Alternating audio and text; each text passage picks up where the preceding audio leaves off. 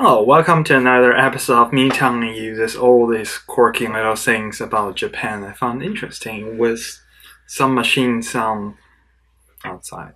The soundproofing of this place is pretty terrible. Let's start with this. I bought this at a Hyakuen shop. It costs 107 yen. That's what the name means, 100 yen shop. 7 yen was a tax. Basically, everything costs 100 yen, different from Canadian dollar stores, which they can have $2, $3, $5, and even sometimes $10. Up next, we have this issue of plate. So when you're paying in Japan, I'm not sure whether you have seen this before. If you've been to Japan, you have probably seen it.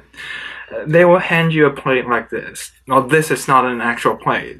This is just some treat. But it's kind of like this, and you're supposed to put your money in. If you hand it to the clerk will take it, and they will not tell you anything. But according to my senpais, they'll immediately know you are a foreigner. But of course, if you look like, I don't know, if you're Vietnamese, Korean, Chinese, maybe they don't notice immediately. But if you do that, they will notice. So I'm not sure which one you want, but choose wisely. I usually put them in the plate because it's just like a cash mechanism, because I don't have to deal with everything immediately. Third thing is, I find Japan to be like they really conserve all the natural resources they have. I'm going to talk about how they do the garbage thing later, but first let's have a look on my toilet. So after you flush, there's this thing.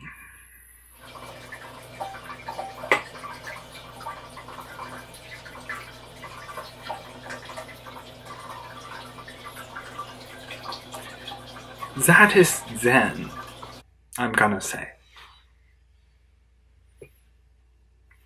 So if you think Japanese people follow the rules exactly and they really stick to it, well, sometimes no, sometimes yes.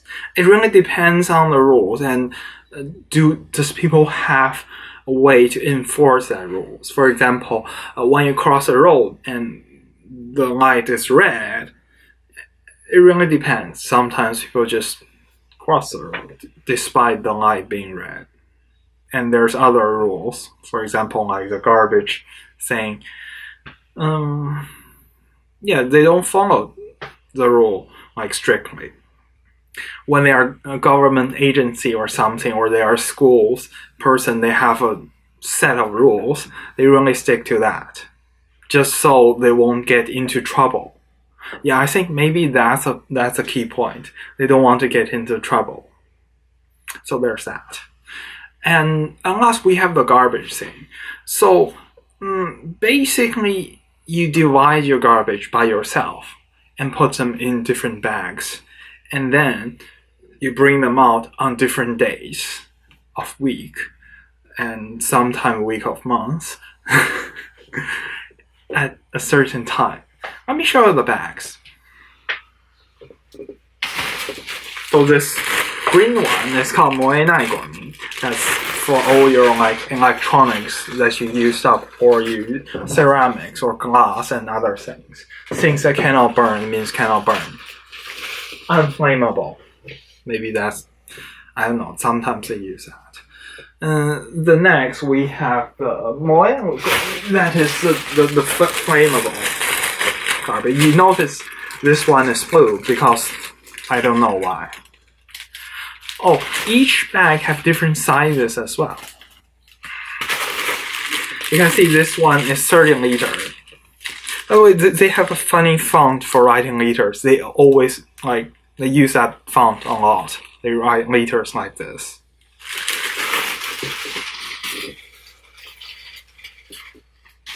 And you can see this one is 45 liters. I'm not sure you can see that. 45. This part. This one is for your plastics. Like, this is plastic, and like this plate is plastic. You can put them in there.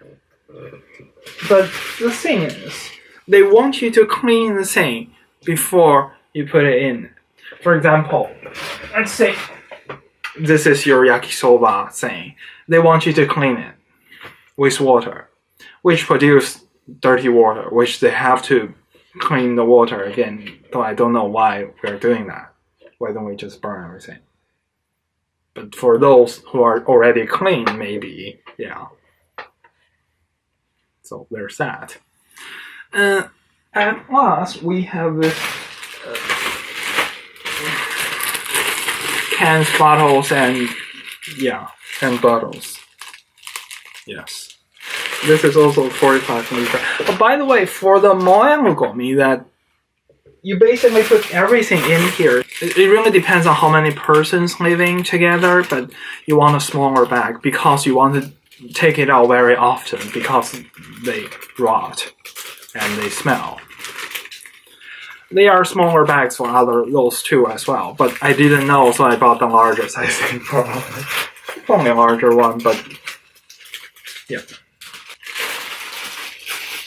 So how do you divide them? There's actually a handbook by the city of Kobe, the government people. I think this is copyright free because this government agency published this. I think I can just use it. Basically, they tell you how to separate things. For flammable things, you put them into flammable things. For non-flammable, you put them into non-flammable. Other recyclable things. Oh, there's another thing.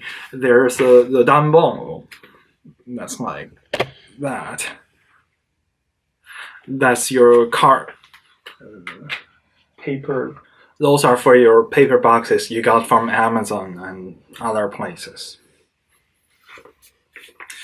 And basically, they each have a certain day. For the moyangogomi, the most common one is 2 times a week. Other things 1 time a week or 1 time a month.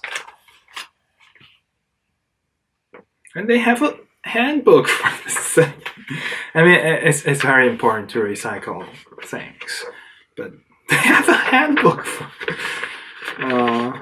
I was told repeatedly how to recycle a thing. I think either this is very important or we, the international student, mess it up a lot. And that's pretty much all I have for this episode. If you have your own question, leave it in the comments and the FTBA.